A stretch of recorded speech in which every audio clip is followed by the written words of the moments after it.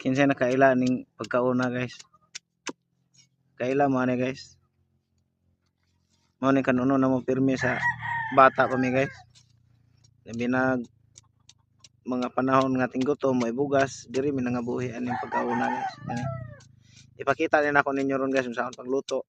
Yan sa iyang finished product. Mo ni nabuhian ginamo sa una guys. Kani mo di mabuhi na mo sa una kay basta naay gamay punuan na kauno na dai namo amo na dai kauton kauno. Mo na yung dahon. Oh.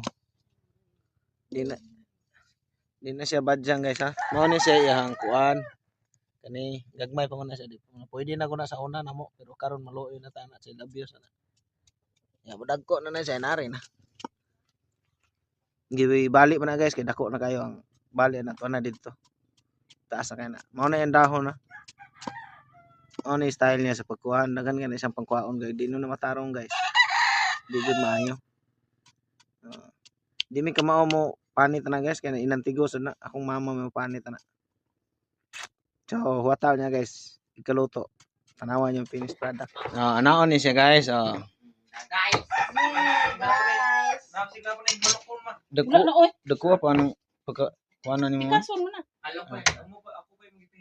Ana, nyalungago na siya. Pakita na ko ninyo hashtag finished product na guys. Indot na pwede siya butangag tuno sa lubi niya, kamay pero mas maigi siya guys nga lungagon ra gid niya ginamos. Butay kalamunggay daw. Lungagon ra gid guys ba. Ya, kuta na.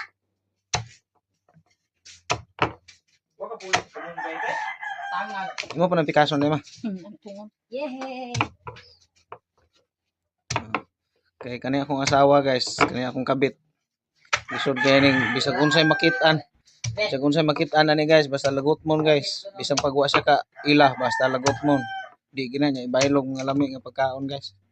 Tilawan gina niyang mga lagot mon bisang pagwa siya ka ilah. Lagot mon gini ganahan sa akong kabit guys, isod gani siya guys. Na kung inahan in taon mo kuan kay lisod man di ka kamang mupanit gud ani guys. Ay mukaon man gid siya.